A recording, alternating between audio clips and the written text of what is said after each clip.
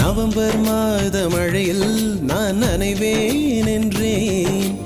எனக்கும் கூட நனைதல் மிக பிடிக்கும் என்றாய். மொட்டை மாடி நிலவில் நான் குளிப்பேன் என்றேன். எனக்கும் அந்த குளியல் மிக பிடிக்கும் என்றாய். சுகமான குரல் யார் என்றால் சுசீலாவின் குரல் என்றேன். எனக்கும் அந்த குரலில் ஏதோ மயக்கம் என நீ சொன்னாய். கண்கள் மூடிய புத்தர் சிலை என் கனவில் வருவது பிடிக்கும் என்றேன். தயக்கம் என்பதே சிறிதுமின்றி அது எனக்கும் எனக்கும் தான் பிடிக்கும் என்றாய். அடி உனக்கும் உனக்கும் எல்லாம் பிடிக்க என்னை ஏன் பிடிக்காதென்றாய். கவிதை பாடின கண்கள், காதல் பேசின கைகள், கடைசி